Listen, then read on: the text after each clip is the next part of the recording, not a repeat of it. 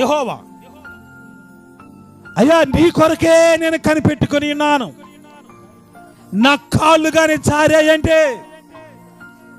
నా శత్రువులు ఎవరైతే ఉన్నారో వారు నా మీద అతిశయపడతారు. నేను అనుకొనిచున్నాను, దేవా నా కాళ్ళు జారకుండా నాకు సహాయం చేయండి. ఒకవేళ నా కాళ్ళు జారాయంటే నా శత్రువు నన్ను చూసి వాడు అతిశయపడతాడు. నేను ఓటమి అంచుల్లో ఉన్నట్లుగా కనిపిస్తాను. నేను ఓడిపోయానని వాడు ఎగతాళి చేస్తాడు, హేళన చేస్తాడు. దేవా నా కాళ్ళు జారనివ్వద్దు ప్రభువా. దేవుడు సహాయం చేసి ఏమంటాడు కీర్తనకారుడు, అయ్యా నా కాళ్ళు జారొద్దు. నా కాళ్ళు జారాయంటే నా శత్రువు నా మీద చెప్పండి ఏం చేస్తాడు? అతిశయిస్తాడు. సాతాను పండగ చేసుకుంటాడు, వాడు పండగ చేసుకోకూడదు. మనము పండగ వారసులం. చెప్పండి ఎవరు మనం? చెప్పండి ఎవరు? పండగ వారసులు మనం. వాడు పండగ చేసుకుంటాడు ఎప్పుడు తెలుసా?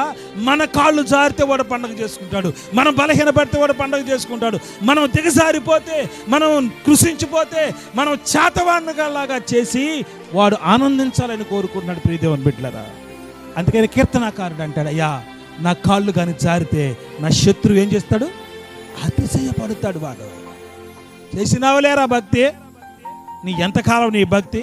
నీ కాళ్ళు జారిపోయాయని సాతానుడు అతిశయపడతాడు నా శత్రువు. కానీ వాడు అతిశయించకూడదు. హల్లెలూయా. వాడు అతిశయించకుండా ఉండాలంటే నా కాళ్ళు జారకూడదు.